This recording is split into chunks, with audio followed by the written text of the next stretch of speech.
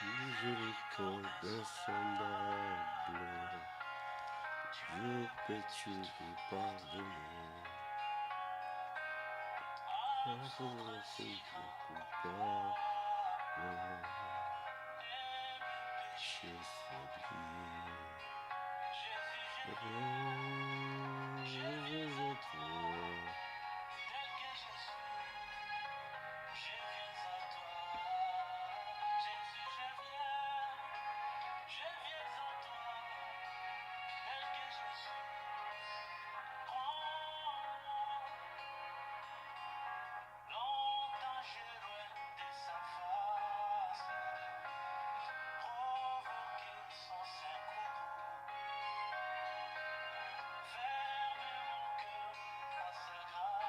Amen.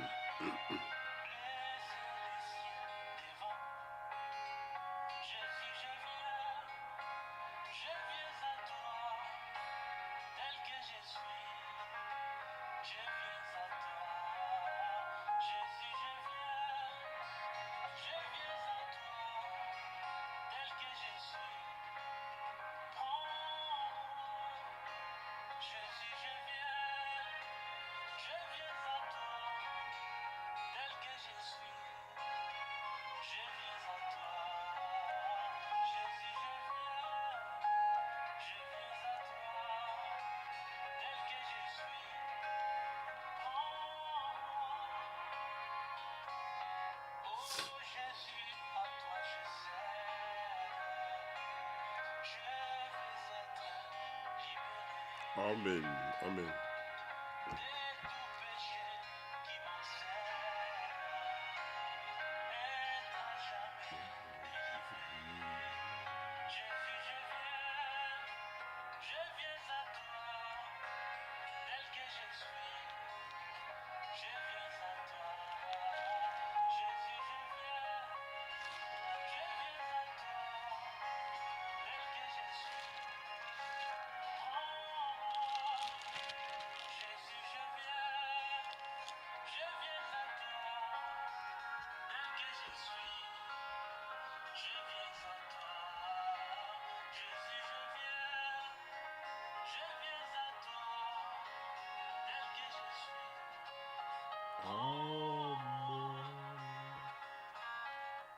Alléluia,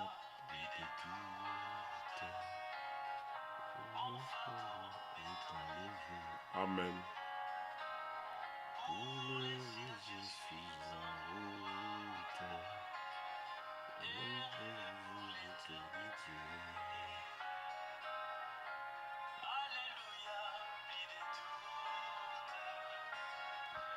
Mon courroux est enlevé. Je suis en route. Rendez-vous d'éternité. Amen. Je viens à toi.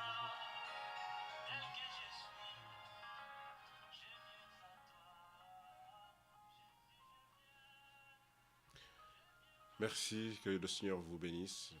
C'est pour nous un privilège, encore ce mercredi 14 juin 2023, nous voulons partager la parole de Dieu. Ainsi, par la grâce de Dieu, nous sommes devant vous. Nous allons prendre certaines écritures afin que nous puissions partager.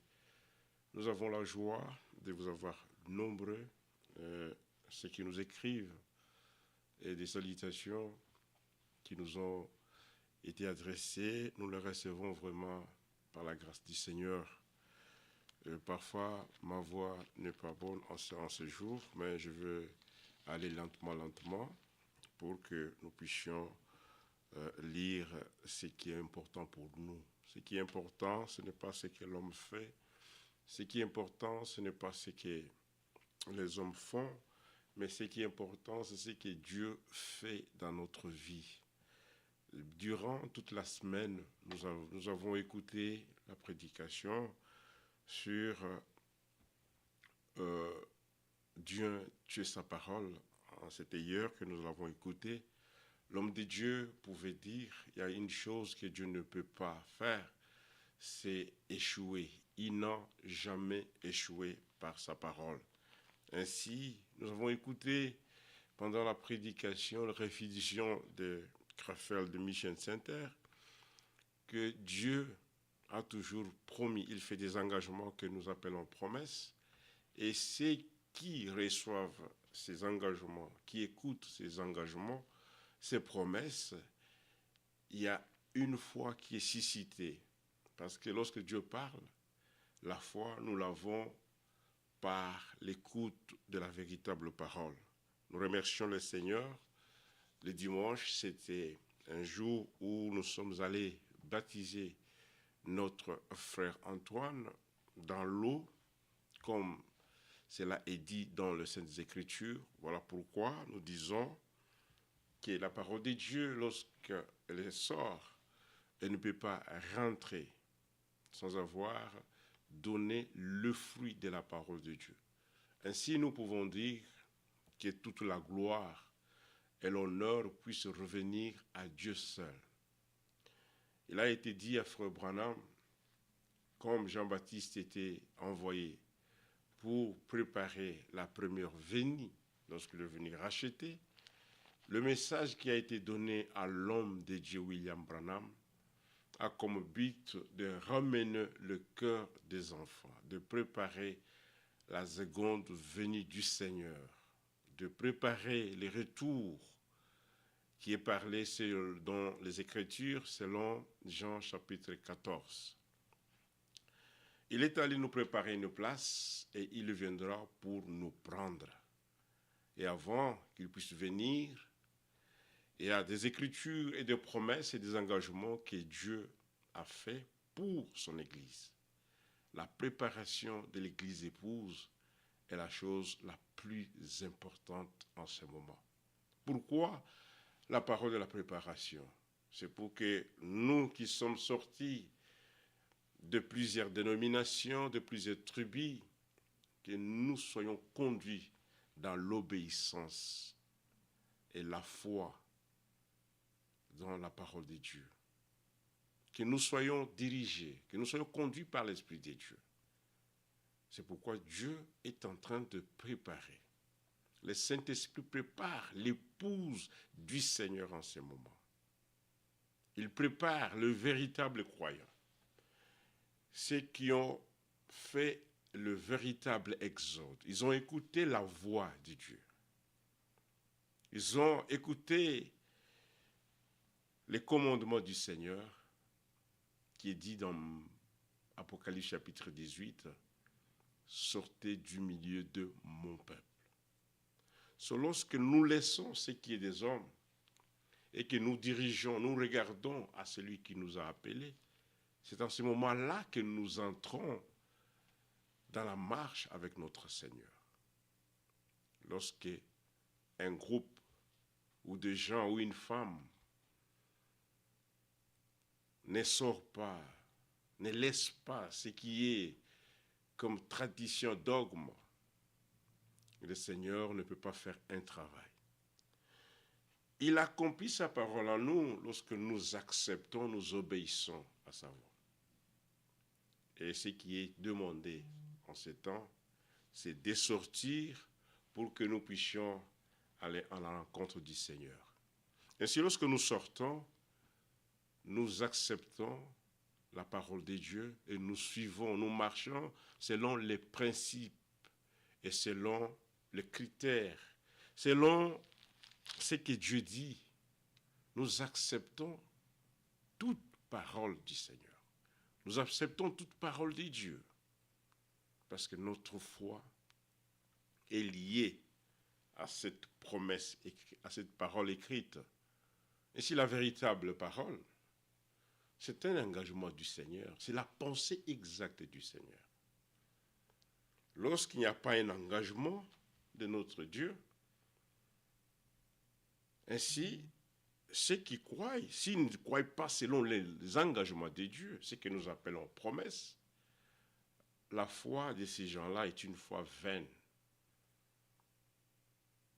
La grâce que nous avons dans ces temps, parce que nous comprenons les engagements que Dieu nous a faits, les engagements qu'il nous a donnés. Et ces engagements, c'est Dieu qui prend ces engagements.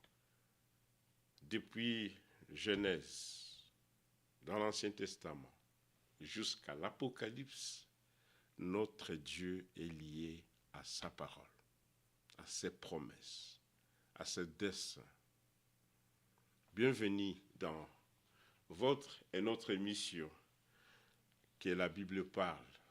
Dans cette émission évangélique où nous avons toujours l'habitude de lire la parole et de parler peu, afin que lorsque nous lisons la parole de Dieu, que notre foi ait comme base, comme soubassement, la parole écrite. L'homme n'a rien en lui. L'homme ne peut pas sauver, mais c'est Dieu seul qui sauve. Et lorsque la parole qui est sortie de la bouche de Dieu, elle poursuit un but. Il y a un but poursuivi par Dieu. C'est ainsi dans Ésaïe 55, nous lisons ceci. Prenons d'abord le livre d'Ésaïe. Regardez ce qui est dit à nous et à tout enfant de Dieu, particulièrement. Lorsque nous ouvrons la Bible et nous commençons à lire, nous devons prêter attention et être attentifs. Dans Ésaïe 55, verset 1, il dit « Vous tous qui avez soif, venez aux eaux, même celui qui n'a pas d'argent. Venez acheter et manger. Venez acheter du vin et du lait sans argent, sans rien payer. » C'est l'invitation qui est donnée. Ainsi, il dit « Pourquoi pesez-vous de l'argent pour ceux qui ne nourrissent pas? Pourquoi travaillez-vous pour ceux qui ne rassasient pas? » Nous pouvons travailler, nous pouvons avoir beaucoup d'argent, travailler même, c'est une partie de la parole de Dieu. Mais lorsque nous faisons ça comme la chose principale pour notre vie, plus nous avançons, plus nous avons de déceptions. Ainsi nous travaillons pour nous nourrir ces corps naturels, mais pour notre âme, nous avons besoin de la parole. Nous avons besoin que Dieu soit avec nous et qu'il soit en nous. Ainsi il dit, « Écoutez-moi donc et vous mangerez ce qui est bon. » Le Seigneur parla par la bouche du prophète Ésaïe. Il dit, nous devons l'écouter afin que nous puissions manger ce qui est bon. Et ce qui est bon pour nous, c'est la parole de Dieu. Ce qui est bon pour nous. Les oreilles ont été données à chacun de nous pour que nous puissions comprendre et écouter. Et lorsque nous comprenons, c'est alors que nous allons agir. Celui qui ne comprend pas ne peut pas agir. Celui qui n'écoute pas ne peut pas agir. Toute action humaine que l'homme fait, le mouvement, c'est lorsque nous écoutons un message, que ce soit à l'école, au travail, lorsque nous écoutons un commandement, nous nous mettons à l'application de ce que nous avons écouté. Ainsi, avec la parole de Dieu, lorsque nous parlons de salut pour tous, c'est un salut pour tous. Et dans ce salut, le Seigneur, notre Dieu, veut que nous puissions l'écouter. Il est important d'écouter Dieu. Hélas, les gens peuvent dire, mais oui, moi Dieu me parle par des songes, par de ceci. Mais le moyen par excellence que Dieu a donné aujourd'hui, c'est au travers de sa parole. Il parle, et il a déjà parlé, et il parle encore aujourd'hui. Nous nous souvenons de ce que Jean pouvait dire dans l'Apocalypse, que ceux qui ont des oreilles puissent écouter. C'est lui qui a des oreilles, pas ceux. C'est lui qui a des oreilles, qu'il puisse écouter, entendre ce que l'Esprit dit à l'Église. Oui, il peut y avoir beaucoup de voix, il peut y avoir beaucoup de gens qui parlent.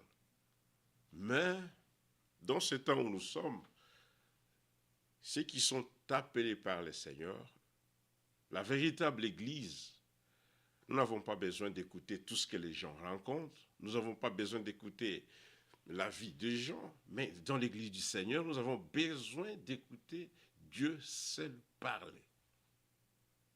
Parce que c'est lui qui a tout. Nous avons besoin, j'ai besoin d'écouter Dieu seul parler. Et Dieu, lorsqu'il parle, donc c'est nouveau. Il parle toujours, il utilise des hommes. Ainsi, voilà pourquoi la foi vient de ce qu'on entend. Et ceux qui veulent avoir la véritable foi, ils doivent écouter les envoyés de Dieu. Parce que c'est lui qui est envoyé de Dieu. Il annonce la pensée, les paroles du Seigneur. Et si nous voulons avoir le salut, il faut que nous écoutons Dieu parler. Ainsi, il dit, et votre âme se délectera de mes séculents. Prêtez l'oreille et venez à moi. Prêtez l'oreille et venez à moi. Écoutez et votre âme vivra. Celui qui n'écoute pas ne saura pas ou ne comprendra pas, il ne peut pas distinguer qu'est-ce que le Seigneur a dit. C'est lorsque nous écoutons que nous sommes en mesure de saisir le message donné par Dieu. L'évangile de la consolation. Même s'il y a des problèmes dans notre vie, nous sommes malades. Hélas, nous pouvons être guéris instantanément par Dieu. Et c'est Dieu qui guérit. Comme nous l'avons écouté, la guérison divine n'est pas éternelle. Nous pouvons être guéris aujourd'hui par Dieu d'un cancer, de quelconque maladie. Mais nous allons mourir encore avec une autre maladie. Mais ce qui est important pour nous, c'est la guérison de l'âme. Le salut est éternel. La guérison du vie n'est pas éternelle. Je peux être guéri aujourd'hui et après je tombe encore malade. On doit encore prier pour moi. Et c'est comme ça, c'est Dieu qui a dit. Mais avec la guérison de l'âme, avec notre salut, le salut est éternel. Le salut, c'est éternel. Et si, lorsqu'on parle du salut, il y a un sauvé. Ainsi, nous devons écouter le sauveur. C'est le sauveur que nous devons écouter. Parce qu'il a deux paroles de réconciliation. Venez à moi. Qui dit cela? Ici, ce n'est pas un pasteur ou un prophète, mais c'est Dieu, c'est l'Éternel qui parle par la bouche. Et c'est là qu'on nous annonce déjà le salut. Il dit prêtez l'oreille. Si les gens prêtaient l'oreille, et avant de prêter même l'oreille, il faut que nous demandons à notre Dieu de nous circoncire, d'enlever tout l'entendement des hommes. Il faut qu'il puisse circoncire nos oreilles, circoncire aussi l'âme, parce que nous devons écouter la parole de Dieu et nous devons la croire. Et venez à moi, écoutez et votre âme vivra. Je traiterai avec vous une alliance éternelle. Lorsque Dieu traite l'alliance, comme l'avons dit un jour, il y a la parole de l'alliance, il y a le peuple de l'alliance, et il y a l'esprit de l'alliance. Israël était le peuple d'alliance, et Dieu a envoyé la parole de l'alliance avec eux. Et dans cette nouvelle alliance que nous sommes avec notre Seigneur Jésus, notre Seigneur, que nous marchons avec Dieu, à travers son Fils, notre alliance est accomplie avec Jésus-Christ, le garant. Il est le même Dieu que nous puissions parler. Mais cela n'est pas le thème pour aujourd'hui, un salut qui est donné, mais il faut d'abord que nous puissions écouter. Il faut que nous écoutons les paroles qui concernent notre salut. C'est pourquoi, dans verset 7, il dit, verset 6, « Cherchez l'Éternel pendant qu'il se trouve, invoquez-les tandis qu'il est prêt. Et pour l'invoquer, il faut d'abord écouter, il faut l'entendre parler, il faut les connaître. Comment invoqueront-ils en celui qui n'ont jamais entendu parler? Oui, nous devons d'abord écouter, que quelqu'un puisse nous dire qu'il y a un Dieu. Et cet homme doit être aussi en connexion avec ces dieux, qui connaît bien la parole des dieux, qui vient avec la révélation. Cet homme ne s'est pas lui-même mis debout pour dire il est un serviteur de Dieu, mais il doit être un envoyé de Dieu. C'est pourquoi Paul éclaircit cela avec Romains chapitre 10. Comment invoqueront-ils en celui dont ils n'ont jamais cru? Avant d'invoquer, il faut croire. Il faut croire. Ça, c'est le principe de la parole de Dieu. Et c'est la bonne manière de servir Dieu. C'est la bonne manière de vivre dans la parole de Dieu et de marcher avec le Seigneur. Invoquez. Il dit cherchez l'Éternel pendant qu'il se trouve. Invoquez-les tandis qu'il est prêt. Et verset 7, il dit que le méchant abandonne sa voix. Nous avons notre voix. Dieu aussi a sa voix. Et pour que nous soyons agréables à Dieu, il nous est demandé d'abandonner notre voie, d'abandonner nos chemins, d'abandonner tout ce que nous voyons que ça nous plaît. Et comment devons-nous abandonner cela? De nous-mêmes. Mais c'est lorsque nous écoutons la parole de Dieu et nous croyons, nous observons la parole de Dieu. L'obéissance vaut mieux que les sacrifices. Il y a plusieurs qui marchent avec l'esprit religieux. Et beaucoup de gens font les actes religieux. Mais, vous allez voir qu'ils ont simplement une couverture. Parfois, il y a des gens qui se disent, moi je suis un bon chrétien. Je suis un bon croyant. Mais, hélas, nous ne voulons pas dire de nous-mêmes, mais nous voulons que l'Esprit de Dieu puisse témoigner à notre esprit que nous sommes enfants de Dieu. Ainsi pourquoi nous devons abandonner nos voix à nous. Les églises ont leur voix et Dieu a sa voix. Ainsi, il dit, et l'homme d'iniquité, c'est penser, l'homme d'iniquité.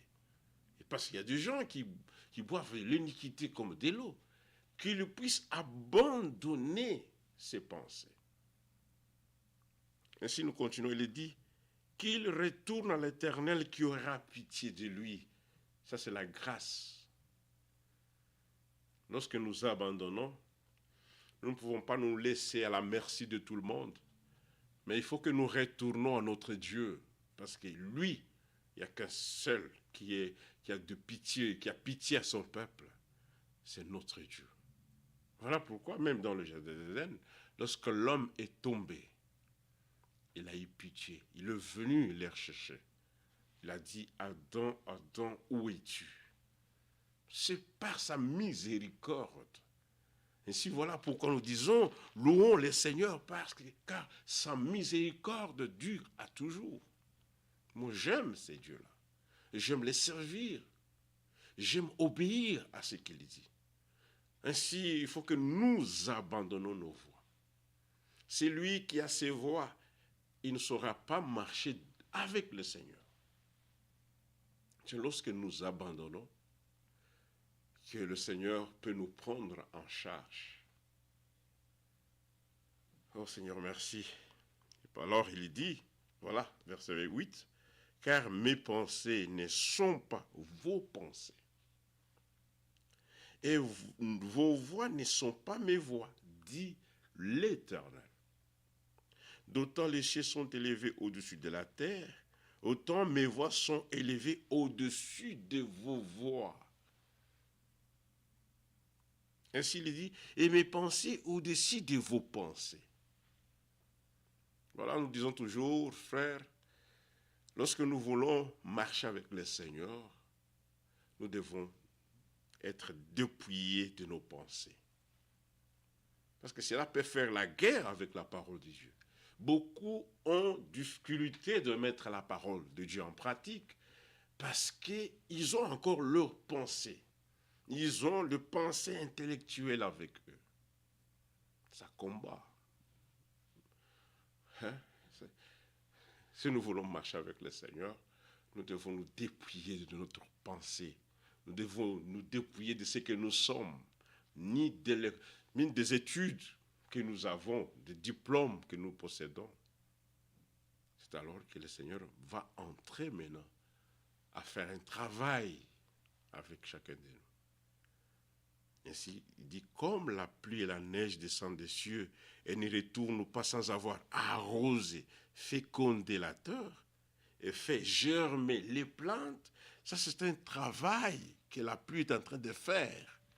Ça doit arroser d'abord la terre. Et quand la terre est arrosée, elle devient féconde, c'est-à-dire une terre riche pour la reproduction de la semence qui sera mise en terre. Ça, ce sont des choses que nous ne pouvons pas passer à côté. Elle ne peut pas retourner. La pluie, lorsqu'elle est envoyée, il y a un but pour chaque chose. Quand elle est envoyée, la pluie, elle doit arroser, féconder la terre et faire germer le plante. Alors il dit, sans avoir donné de la semence au semeur.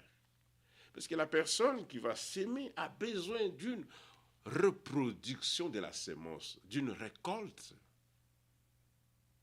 Voilà pourquoi, avec la révélation de Dieu, nous comprenons que lorsque nous recevons la parole de Dieu, nous voulons que cette parole puisse produire en nous le fruit de l'Esprit en nous. Que le Saint-Esprit manifeste sa parole avec chacun de nous. La parole de Dieu n'est pas morte, la parole de Dieu est vivante. Jean dit, en elle, il y a la vie. Dans la parole, il y a la vie. Elle doit germer en chacun de nous. Ce sont des exemples qui est donné. Jacques aussi l'a dit. Il dit, soyons patients, frères. C'est pourquoi il dit, et quand cela germe, donne la semence, et du pain à celui qui en mange. Verset 11, ainsi en est-il de ma parole. Après avoir qu'on a donné les exemples de la terre, maintenant, l'Esprit parle par la bouche, au travers du prophète Ésaïe, dit, ainsi en est de la parole de Dieu qui sort de la bouche de Dieu. Elle ne retourne pas à moi sans effet, sans avoir exécuté ma volonté. Chaque parole que nous recevons, c'est pour que la volonté de Dieu s'accomplisse en chacun de nous, dans sa vie, au travail, partout où nous sommes, que nous soyons dans l'application de la volonté du Seigneur. Voilà pourquoi nous disons, même en priant, nous disons, notre Père qui est aux cieux, que ton nom soit sanctifié, que ta volonté soit faite sur la terre, comme au ciel. Une volonté de Dieu. Qui peut accomplir la volonté de Dieu? C'est celui qui a reçu le salut de Dieu. C'est en lui que Dieu a mis cette semence. Maintenant, la parole de Dieu fait le travail de l'obéissance au travers du Saint-Esprit. C'est pourquoi nous demandons, Seigneur, fais-nous la grâce que ton Saint-Esprit nous conduise. Aujourd'hui, il y a un peu de division, de problèmes par-ci et par-là, parce qu'il y a ceux qui sont conduits par l'Esprit de Dieu et ceux qui ne sont pas conduits par l'Esprit de Dieu. Voilà pourquoi il y a toujours ces tiraillements. Mais le désir de chacun de nous, nous devons toujours dire, Seigneur, fais-nous grâce, que tu puisses nous conduire par ton Saint-Esprit, que toi-même puisses conduire ton Église. Pas simplement nous conduire, mais que tu puisses habiter en nous.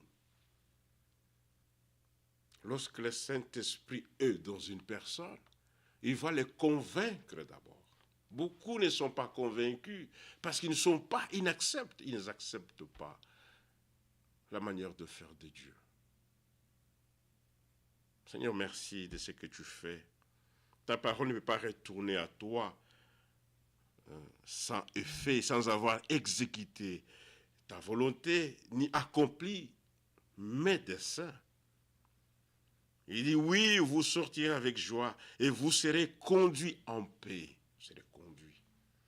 Lorsque Dieu fait son travail à chacun de nous, il est le Dieu de paix. Partout où il y a des problèmes, Dieu n'aime pas le désordre. Il n'est pas un Dieu de désordre. Lorsque nous mangeons, nous devons manger la parole. Nous devons écouter la parole dans la paix. Nous devons écouter la parole de Dieu dans la paix. Et lorsque nous écoutons dans la paix, nous avons une croissance. Là où la parole, là où Dieu est en train de faire son œuvre, il y a une croissance spirituelle de ceux qui écoutent la parole de Dieu. La croissance spirituelle. Lorsque nous parlons de la croissance, nous ne parlons pas des années que quelqu'un a fait en écoutant la parole de Dieu. Quelqu'un peut écouter beaucoup, mais ne rien recevoir. Il reste juste ce qu'il est. Le grand problème aujourd'hui, et ce que nous devons faire, c'est de demander à Dieu, toi qui as commencé l'œuvre en toi, à moi, puisses-tu là parachever. Il commence, là où il commence, il y a la manifestation de son fruit. Là où il commence, il y a toujours une manifestation. Il a dit dans Genèse chapitre 1, il dit que la lumière soit et la lumière fut. Cela n'a pas demandé beaucoup de temps, qui est l'interprétation. Ce que Dieu dit, il accomplit cela. Voilà pourquoi, regardez mes frères bien-aimés, si nous lisons dans Agé, regardez ce qu'Agé dit, l'écriture que nous avons lue, qui nous a été dit, Agé chapitre 2,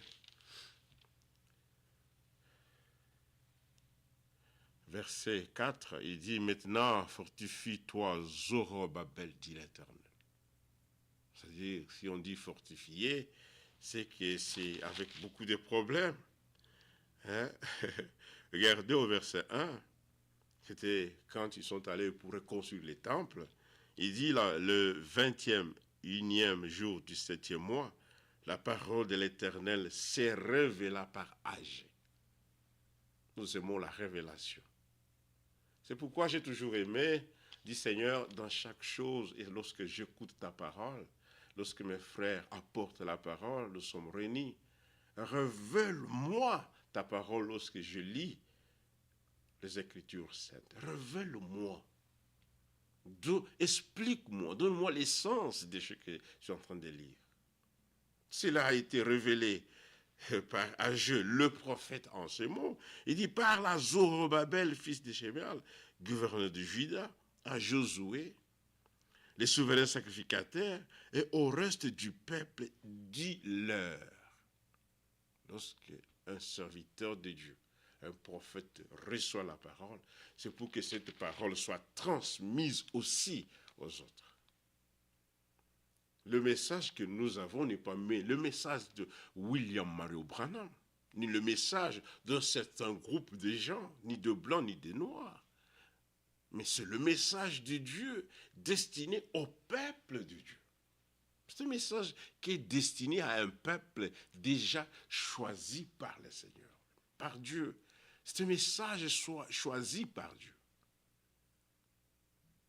Et lorsque ceux qui sont choisis, ils écoutent ce que Dieu leur dit, ces gens-là restent attachés à la parole. Ainsi, il dit, quel est parmi vous les survivants qui ait vu cette maison dans sa gloire première?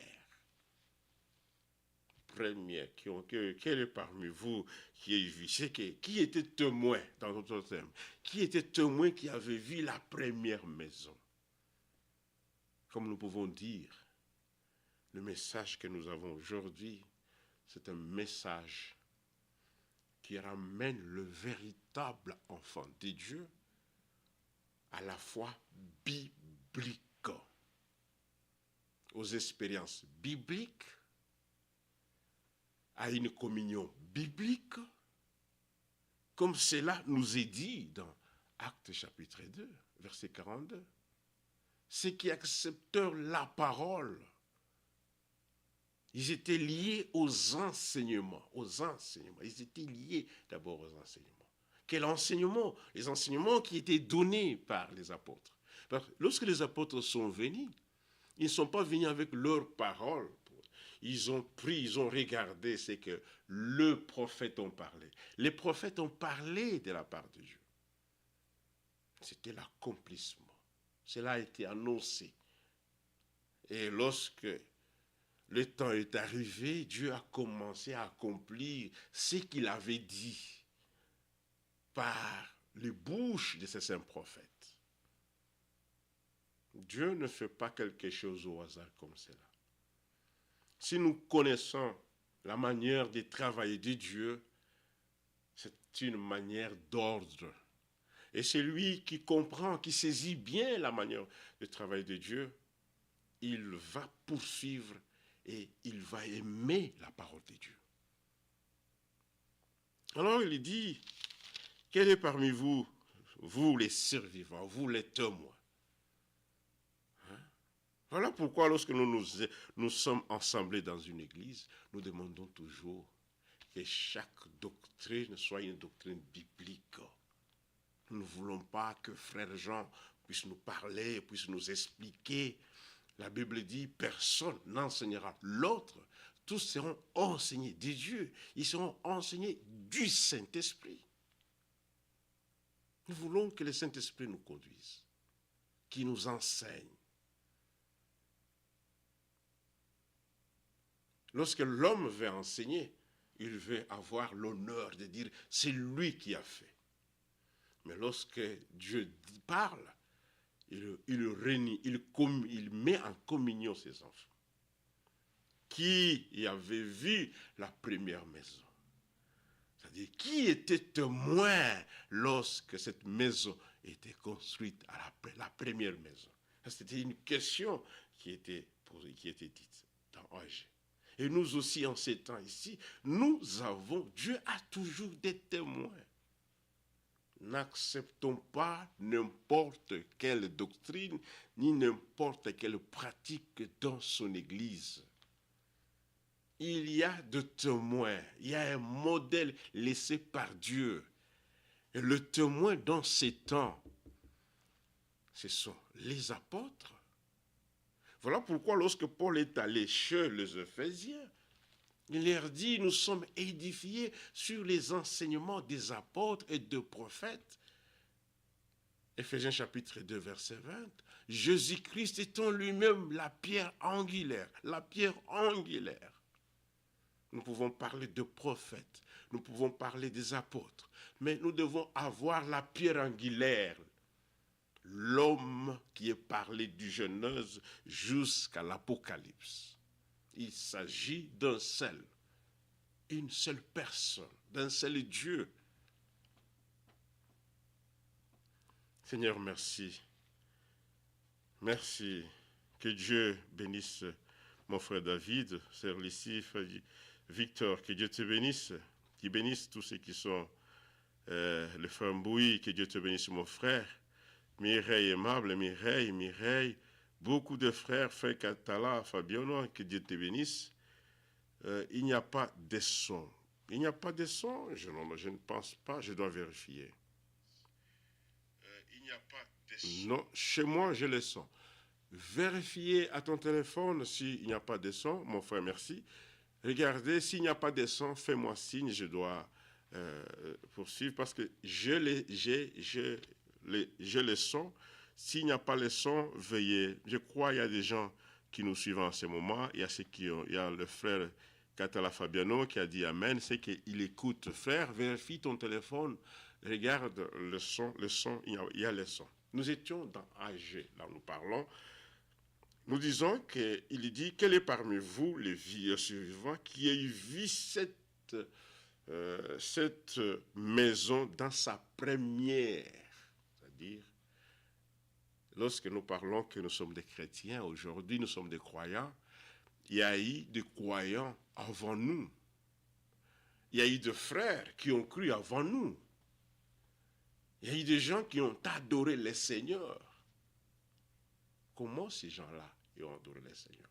Si nous voulons marcher dans la vérité, ne nous fabriquons pas la foi. Ne fabriquez jamais la foi. Mais il est important que nous partons regarder le modèle. S'il a été dit à Moïse, aie soin de faire tout d'après les modèles. Il y a un modèle qui est donné pour que les autres qui vont suivre, qu'ils puissent appliquer le même modèle. Éphésiens chapitre 2, là où nous étions, verset 20, c'est en cela que nous sommes édifiés. Lorsque nous entrons dans une congrégation, pour comprendre que c'est Dieu qui travaille, mais nous devons d'abord avoir un point commun, c'est l'absolu. Qu'est-ce qui est comme base? Qu'est-ce que vous croyez? Vous croyez en 3, en 2 ou en 4? Mais nous savons qu'il n'y a qu'un seul Dieu. Voilà pourquoi nous avons une seule prédication. C'est une prédication biblique. Et notre foi se repose sur les saintes Écritures. En dehors des saintes Écritures, ça cesse seulement, les gens sont dans les discours des hommes. Et ces saintes Écritures, en ces temps, Dieu nous a révélé cela. Il a révélé sa parole à nous pour que nous puissions avoir la connaissance exacte. J'aime toujours... nous allons regarder ce que 1 Pierre chapitre 5. Pourquoi le Fils de Dieu est venu? J'aime prendre cette version. 1 Pierre chapitre 5, je pense là.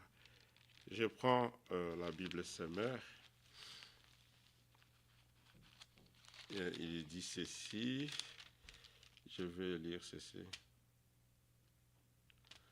1 Pierre chapitre 5, verset 18. Je prends la version Semeur. Il est dit, verset 18, 1 Pierre chapitre 5, verset 18, il dit, excusez-moi, je dois prendre un peu de l'eau. J'ai comme la toux qui me dérange.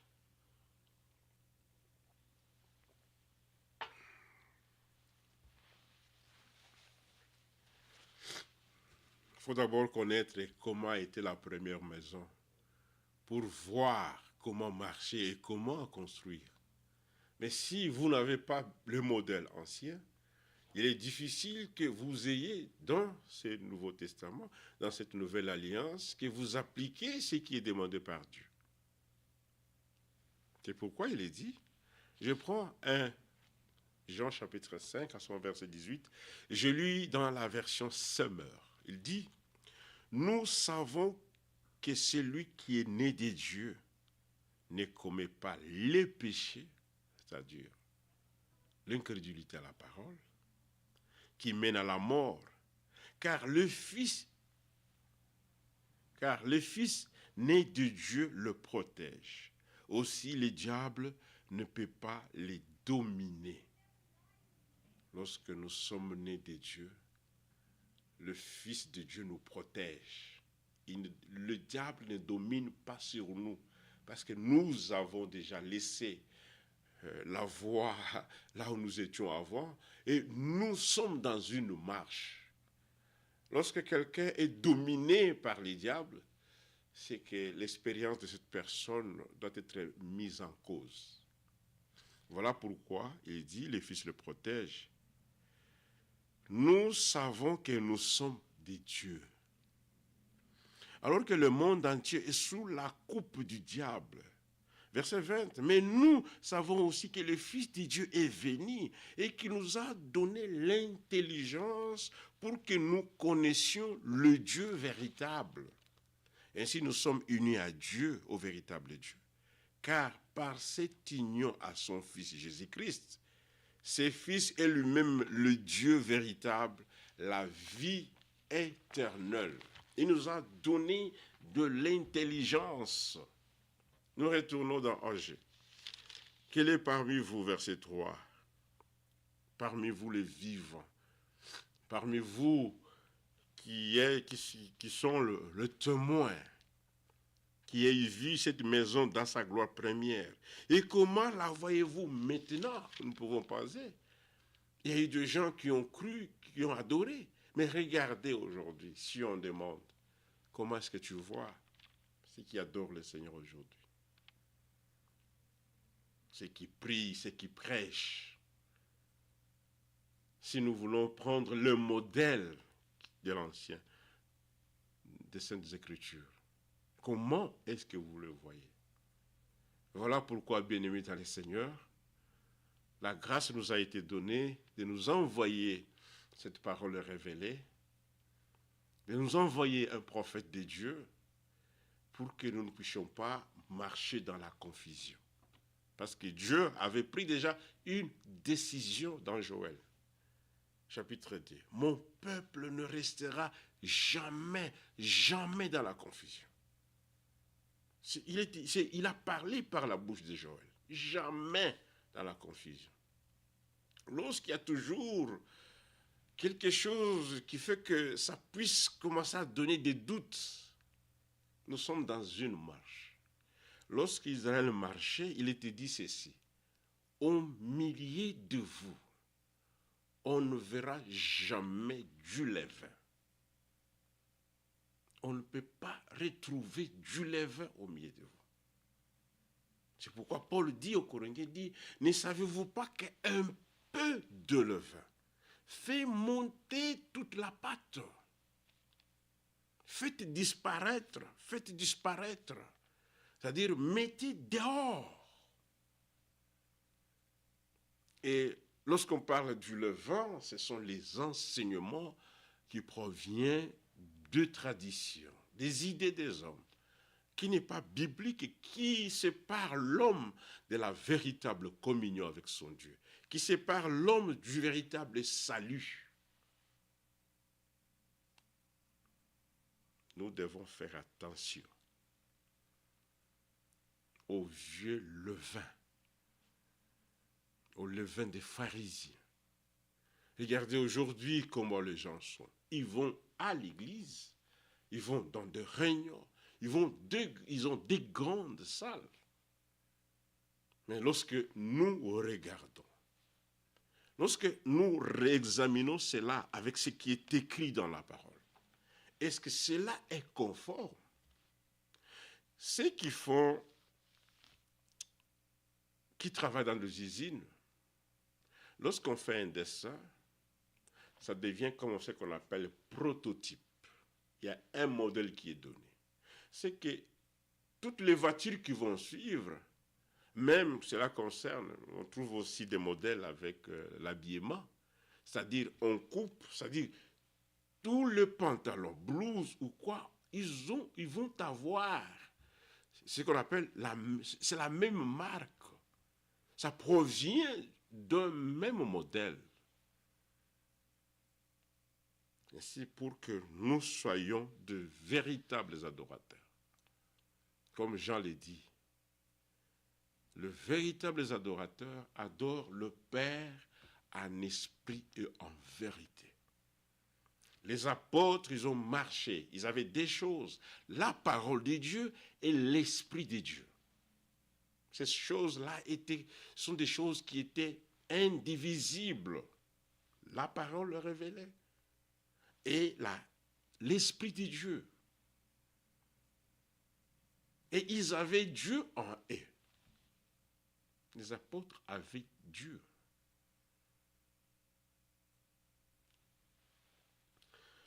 Et comment vous le voyez maintenant? Telle qu'elle ne pourrait pas, et telle qu'elle est, ne paraît-il pas comme rien à vos yeux? Voilà ce qui fait que même lorsque les gens regardent, mais tout est déjà, c'est détruit. Avec beaucoup de gens, comme j'écoutais William Branham, il dit, regardez les gens des évangélistes aujourd'hui. Ils font apparaître des crapauds, des serpents, des cécis. Tout cela seulement pour attirer les gens vers eux, dans le but d'avoir l'argent. Maintenant, il est dit, verset 4, « Fortifie-toi, Zorobabel, dit l'Éternel. Fortifie-toi. » Autrement dit, c'est que si on comprend, c'est que Zorobabel était découragé. Le Seigneur dit, malgré toutes ces choses-là, malgré tout ce que tu vois, malgré toute déception ecclésiastique, religieuse que nous voyons, nous devons être fortifiés parce que Dieu ne nous l'a pas laissé. Il ne nous a pas laissé orphelins. Il ne nous a pas laissé à marcher dans le désordre. L'envoi d'un prophète pour nous est une grâce. Il ne nous a pas laissé comme cela. Je vais regarder parce que oui, amen. Dieu ne nous a pas laissé comme ça. Il ne nous l'a pas laissé. Malgré tout ce que nous voyons, parce qu'aujourd'hui, les gens ne sont pas dans l'évangélisation des shows. Là. Beaucoup de musique, beaucoup de ceci, d'abord, c'est la parole de Dieu. Prêche la parole. Ça, c'est ce que Paul a dit à Timothée. Prêche la parole. Insiste en toute occasion. Nous devons insister. Même s'il faut répéter la même chose pendant autant d'années, nous allons le faire. Parce qu'il viendra un temps où les gens ne supporteront pas la véritable parole. Nous les voyons, nous les constatons et nous vivons cela. Il y a ceux qui ne supportent même pas la parole de Dieu, qui ne veulent même pas sentir de la parole. Cela est déjà dit, nous ne pouvons pas nous décourager, il faut que nous soyons fortifiés. Les gens ne supporteront pas la saine doctrine. Ils vont s'attacher, comme ils ont l'esprit religieux, ils vont aller s'attacher à ce qu'une donne pas la vie. C'est ce temps que nous vivons ici. Ce temps où Jésus est dehors. Selon l'Apocalypse, il a été mis dehors dans son église. Mais les gens qui sont restés dans la salle, ils sont en train d'adorer le Seigneur. Ils prient au nom du Seigneur. Ils chassent le démon par le nom du Seigneur. Mais lorsqu'on leur dit d'aller baptiser au nom du Seigneur Jésus-Christ, là, il dit non, non. Nous devons être fortifiés. Ça, c'est sûr qu'il dit. Il dit, fortifie peuple entier du pays, dit l'Éternel. Malgré ce que nous voyons aujourd'hui, comme ces jours-là, l'histoire se répète, mes bien-aimés. Alors, il dit, nous devons être fortifiés. Pas simplement des serviteurs, pas seulement Josué, mais et toi aussi, parce que quand quelqu'un regarde, il dit, mais depuis que j'ai commencé à croire la révélation, la parole révélée, alors je suis découragé. Parfois, tu ne vas pas écouter la parole, tu restes à la maison, tu es parfois abattu. Mais l'Esprit de Dieu a dit, consolez, consolez, consolez mon peuple. Et la consolation vient de qui? C'est de Dieu seul. Et il nous console au travers quoi? Dieu nous console au travers de sa parole. C'est la parole seule qui peut consoler. C'est seulement la parole de Dieu qui peut te donner la force, bien-aimés dans le Seigneur. Ne négligez pas la parole de Dieu. La parole de Dieu est la vie. La parole de Dieu, il y a la vie. La parole de Dieu transforme. C'est lui qui néglige la parole de Dieu. Et va chercher la manière d'atteindre Dieu de sa façon, il va échouer. Il faut que nous puissions rester à la parole de Dieu. C'est pourquoi il dit, je suis avec vous, dit l'Éternel des armées. Il est avec nous. Même dans Matthieu 28, le Seigneur dit, allez prêcher la bonne nouvelle. Il a donné cette grande commission. Mais après, il dit, je serai avec vous. C'est pourquoi j'ai toujours dit, Et lorsque quelqu'un lit de tels versets, de telles écritures, il faut qu'il y ait une crainte intérieure au milieu de nous, pour savoir que lorsque j'apporte la parole, je dois m'examiner. Est-ce que je suis dans la volonté de Dieu? Est-ce que c'est la volonté de Dieu que je proclame? Est-ce que c'est la parole dite par le Seigneur qui est donnée? Parce qu'il est là. Lorsque nous venons à l'église, ne venons pas comme si nous venons comme si le Seigneur était absent. Il n'est pas absent. Lorsque nous nous réunissons, souvenons toujours de cette écriture, là où 2 ou 3 sont réunis à son nom, lui, le Seigneur, sera au milieu. Est-ce qu'il vient au milieu faire quoi? Il vient accomplir son travail. Il vient donner l'assurance lorsque sa parole est donnée. Là où la parole n'est pas prêchée, le Seigneur n'est pas là. Les gens peuvent chanter. Ils peuvent se proclamer qu'ils sont fils de Dieu. Ce n'est pas parce que tu te proclames que tu es fils de Dieu que réellement tu es fils de Dieu. On est fils de Dieu si on est né dans le royaume de Dieu selon la parole de Dieu. Si l'Esprit de Dieu habite en nous, ça c'est simple. Ça ne demande même pas de faire beaucoup de recherches. La Bible est tellement claire que ceux qui sont de Dieu, ils comprennent. Ainsi, il dit, fortifiez-vous. Et puis, verset 5, il dit, je reste fidèle à l'alliance que je fais à vous quand vous sortîtes de l'Égypte. Depuis la sortie de l'Égypte jusqu'à l'entrée dans Canaan, Dieu est resté fidèle à ses alliances, à ses engagements, à ses promesses. Il est resté fidèle. Romains, chapitre 15. Romains, nous allons partir parce que demain aussi nous allons parler. Nous allons laisser, parce que bientôt là, c'est Crefeld, pour laisser que le frère puisse partir. Nous allons prendre 2 écritures et puis nous allons finir. Demain, nous allons continuer. Romains, chapitre 15. Regardez, bien-aimés dans le Seigneur. Romains, chapitre 15, dit ceci. Il dit, Romains, chapitre 15, il dit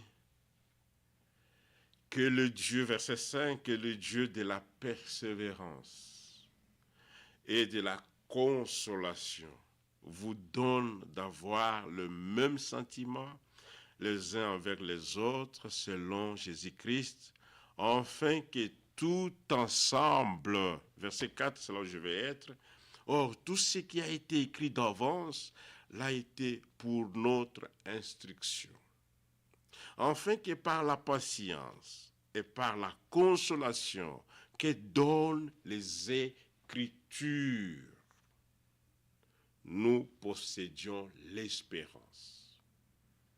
Lui qui a fait l'alliance, il est fidèle.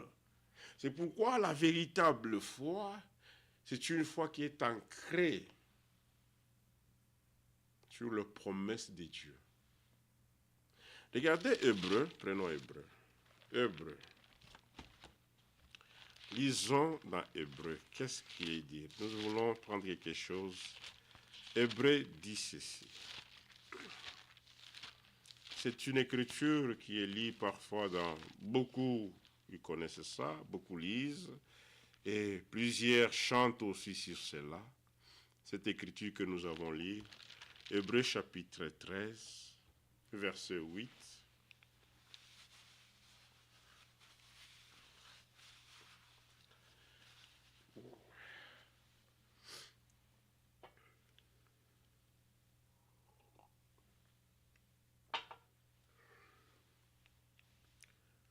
Ah là là, les promesses de Dieu. Merci mon frère, que Dieu vous bénisse.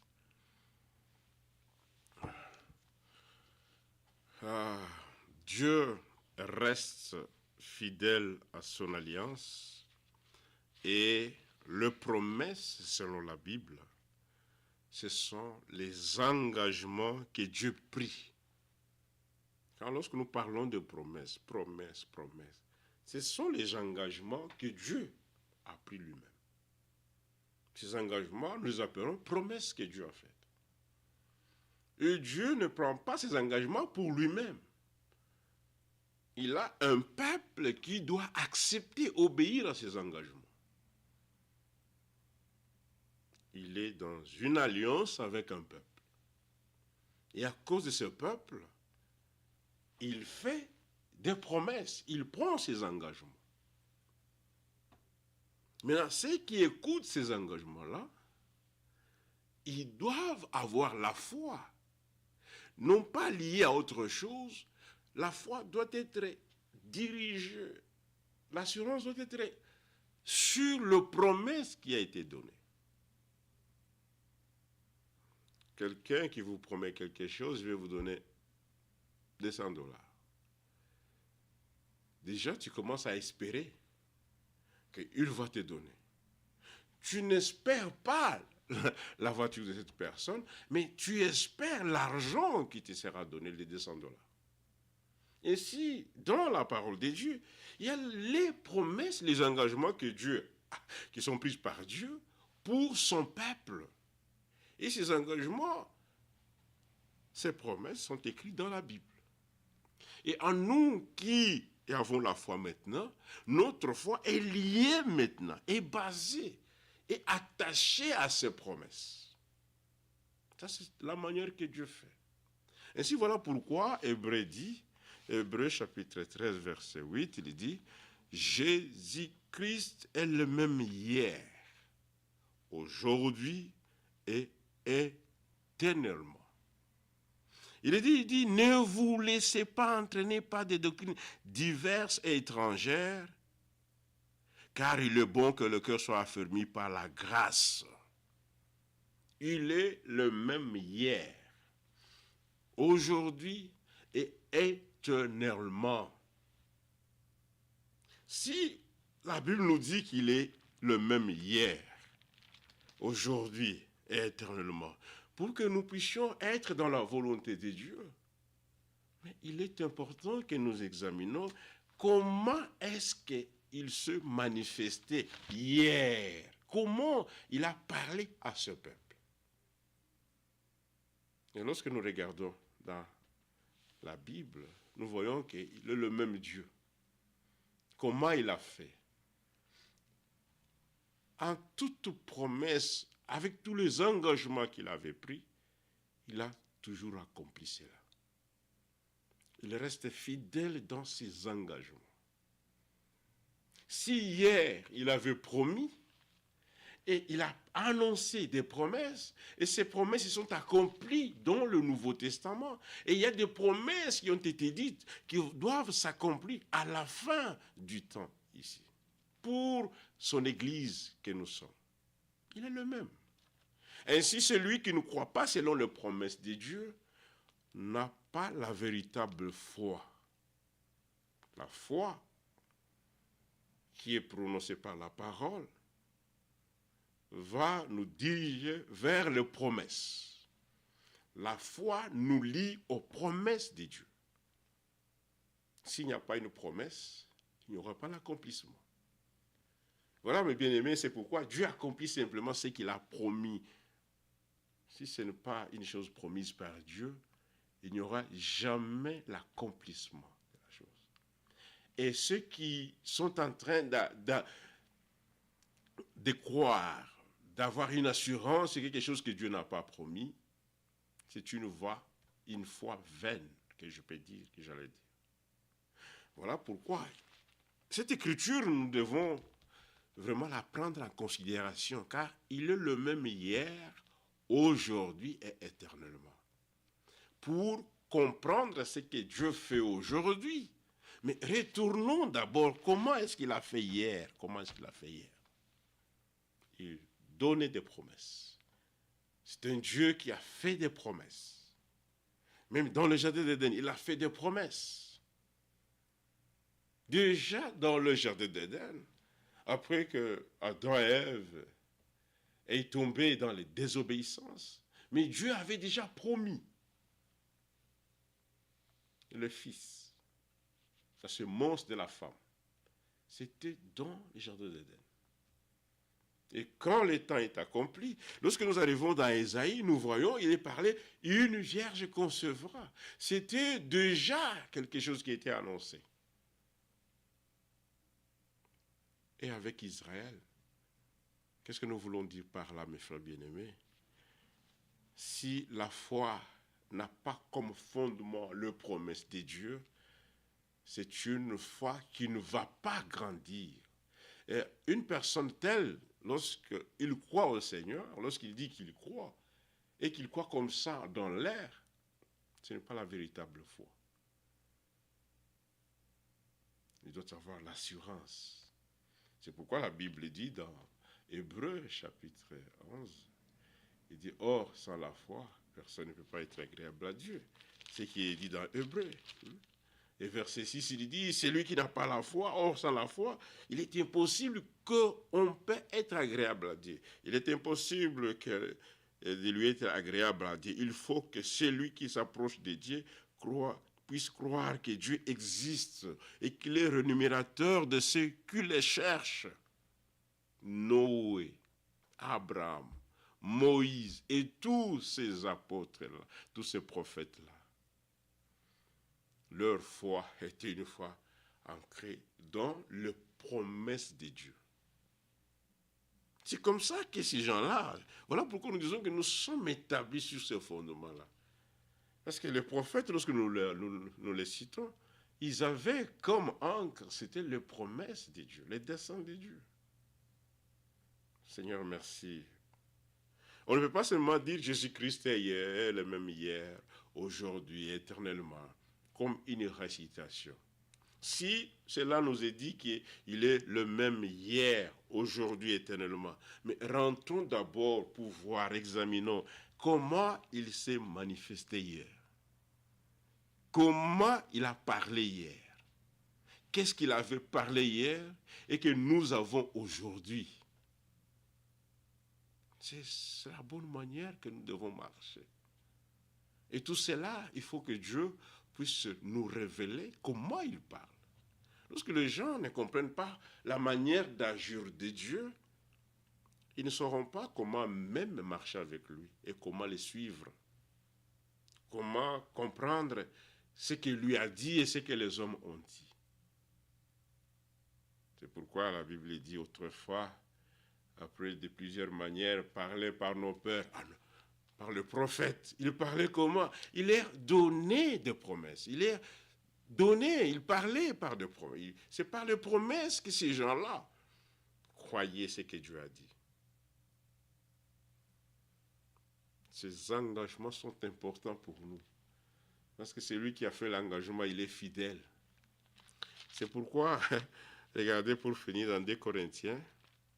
Alors Paul, lorsqu'il arrive au Corinthiens, 2 Corinthiens chapitre 1, verset 20, c'est là où nous allons finir par là, pour laisser le temps. Nous voulons laisser le temps pour qu'on écoute la retransmission directe. Dans 2 Corinthiens chapitre 1, verset 20, il dit, verset 18, « Aussi vrai que Dieu est fidèle, la parole que nous avons adressée n'a pas été oui et non.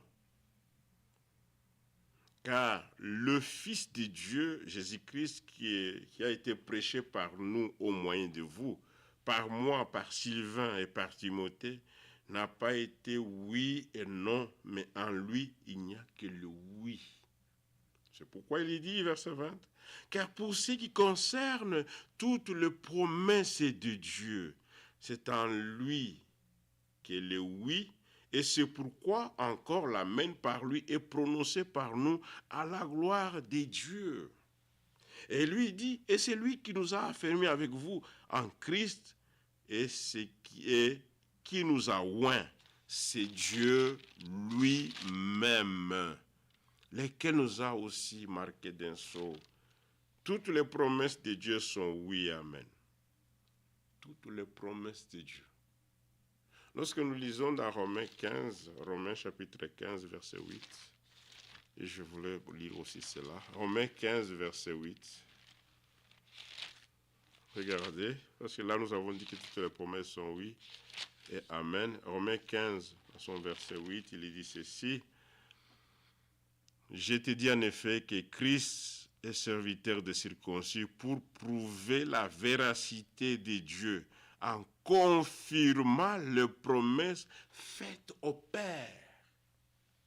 Voilà comment est-ce que Dieu a travaillé. Il a donné des promesses, il a fait des promesses. Les promesses ont été faites au Père, il a fait des promesses et il les a confirmées lui-même. Il est le garant de ces promesses. Et c'est à cause de cette garantie, c'est là où est basée notre foi. Parce que nous connaissons que Dieu n'est pas un homme pour mentir. Il ne change pas sa manière de faire. Et ayant de telles promesses, ayant une telle parole, je ne peux pas être ébranlé avec n'importe quelle prédication, ni avec un miracle que quelqu'un peut faire. Nous devons tenir à la parole de Dieu, accepter la véracité de la parole. Et cette parole, il faut que ce soit la parole de la promesse. Et lorsqu'on nous parle de la parole de la promesse, voilà, nous entrons dans la parole prophétique, le conseil de Dieu.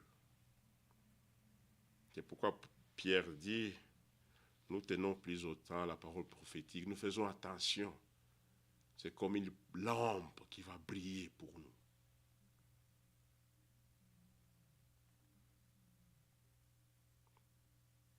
En effet, Christ a été serviteur des circoncis pour prouver la vérité de Dieu en confirmant les promesses faites au Père, tandis que les païens glorifient Dieu à cause de sa miséricorde selon qu'il est écrit. C'est toujours les promesses de Dieu. C'est pourquoi nous aimons cela, nous aimons beaucoup cela. S'il n'y a pas de promesses, nous ne pouvons pas avoir la véritable foi. Ça, c'est important. S'il n'y a pas de promesses, il n'y a pas la foi. Il faut que, lorsque nous sommes dans la réunion, il faut qu'on nous parle de ce que Dieu a dit dans sa parole. C'est lorsque nous croyons aux promesses de Dieu, lorsque la parole nous est révélée, que notre foi est en accord avec la volonté de Dieu. Celui qui ne croit pas les promesses de Dieu ne peut pas avoir la bénédiction liée aux promesses de Dieu.